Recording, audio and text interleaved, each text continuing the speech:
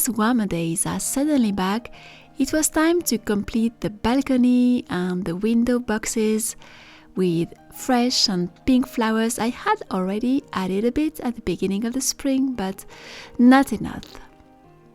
And I love red and pink for balcony flowers because you see them from very, very far.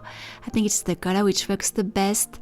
It's not necessarily my favorite color, but I think it works really well for enlightening and adding a bit of fantasy to a balcony.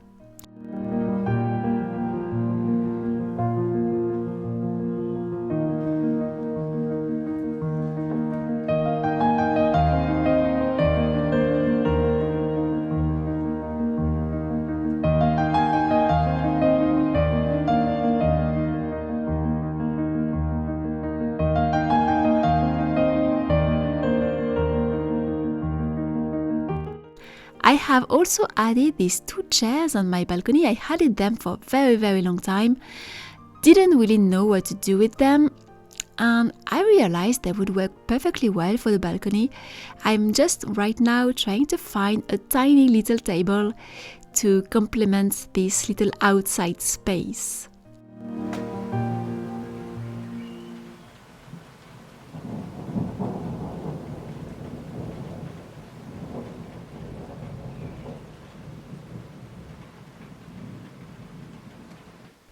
One of the seasonal rituals I love doing at this time of the year, which I think is so symbolic, is putting away the winter clothes and adding the summer outfits.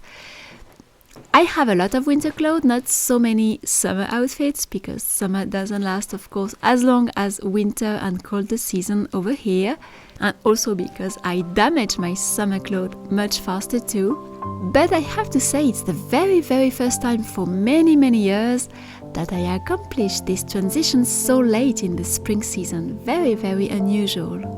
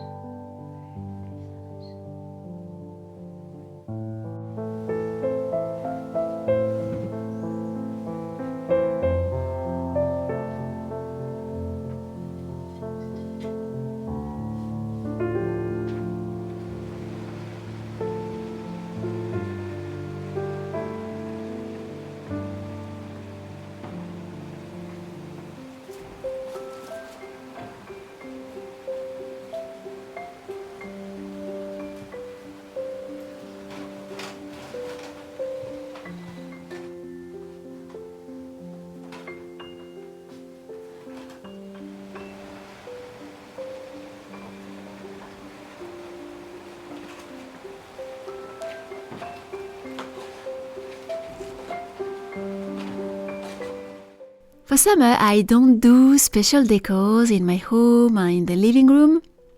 I only open poetry books on summer poems like this one by Victor Hugo, which is about birds and the month of June. And I also open the first page of the Midsummer Night's Dream. But summer for me is before all the season of pirates and adventures, and I adore pirates.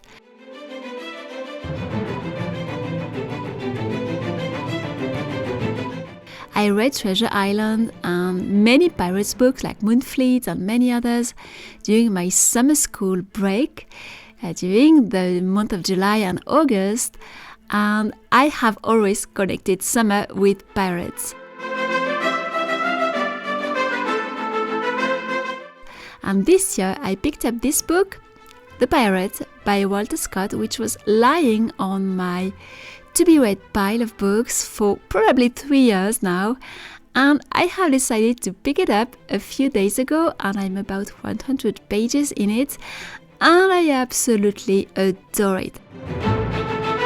And I'm so happy I picked it up this year because it's going definitely to add a bit of adventure touch to my summer.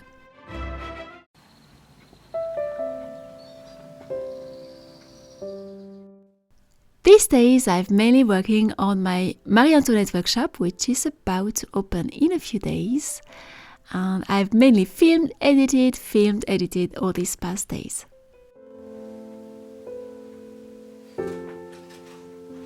And if I can't cover everything or that, I will use my blue. We will need, as we have done for the first,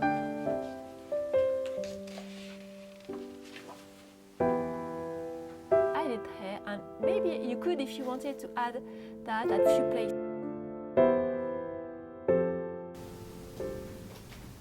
The stormy, rainy evenings have been spent peacefully writing and going back to my late correspondence.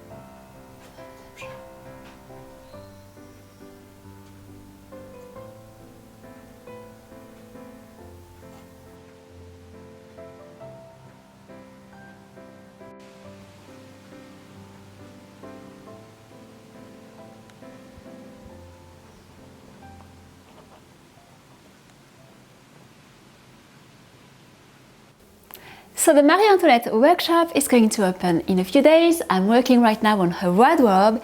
Here you can see her in her undergarment, so it's not a real outfit. In the workshop we are working on, of course, sculpting her face, her hair, her wig, and a collection of outfits. So you can dress her in different ways. So you're going to see that in the upcoming videos, and also if you are subscribed to my workshop newsletter, the link is just under this video, and you will be notified at the moment it is open and even a little earlier, so you will have all the informations. And this is going to open in a few days. Right now I'm finishing to film and edit all the outfit parts of the workshop. So if you like sculpting, doing human faces, obviously we are working on trying to do a portrait of Marie-Antoinette.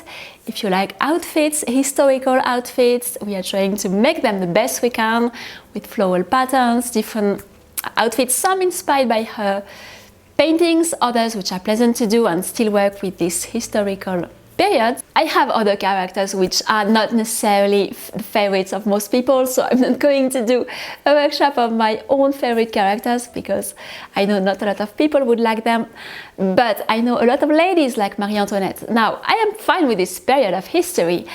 Maybe as a bonus, maybe I will have a guillotine in case you want to play a bit with your Marie-Antoinette and remove her face. She's turning her head, by the way, you can see, so there is very good chances that the head can go away also. It's not my favorite character, it is very true, but I know a lot of ladies like her, and the reason really it's simply because I think the passion people have for the modern version of her, which is very far from what she was really, especially her face, especially everything. She was not very different from a lot of courtesans, of women like La Marquise de Pompadour, for example, who also loved clothes, who also loved decor, who also had an important impact on the history of fashion, for example, or decor. But because of the cinema and because of her aunt and the way she died, there is a sort of special thing with her, but mainly with the cinema, I think, this past 20-30 years, I'm not sure, but because of all the ladies who have played her and who don't look at all like her, that irritates me so much to see all these actresses who play her role and they have nothing in common at all, absolutely nothing. Marie-Antoinette was not pretty, we know that, and if you have watched my Alexandre Duty first episode, Alexandre Duty, he knew her, he has seen her for 3 years, and he talks about her and he says she was not pretty. So it's interesting to see what someone who knew her really well and appreciated her as a person say that no, she was not pretty and she didn't look at all like the modern versions we have. Something which irritates me a lot, especially if they always choose actresses with a face which is very, very different, of course. They never have the hook nose and they have a big mouth. And if you are not very familiar with the history of painting art, which is linked to the history of beauty or what would be considered beautiful, the mouth is a very important part of the face which has evolved a lot throughout the century. It was always like what it was, but some now these days a big mouth would be considered beautiful. Like if you see all the chirurgy and plastic surgery and all these things, it's obviously something which is trendy, which was considered very ugly in the 18th century, very ugly, especially a wide mouth.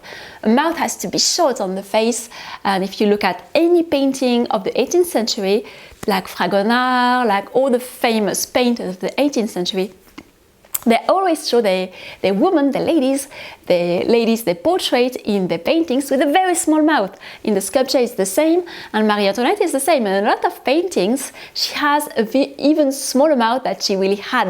And I think this is interesting because now we don't like that anymore. It's not considered beautiful, so we show a Marie-Antoinette with a big mouth, with a small nose, or with a face which would be considered beautiful today and wouldn't have necessarily been considered at the time. And I'm fascinated by these things. So I hope the summer arrived here suddenly. It's summer, it arrived very suddenly. For the moment it's fine, it's nice and pleasant. We have chilly mornings and pleasant, warmer afternoon, but it's still fine. I hope we are not going to enter in the big heat waves all at once. Thank you very much for joining me today for this video, and don't forget to subscribe because this way you will be sure you don't miss anything in the future. Thank you, and I will see you very soon.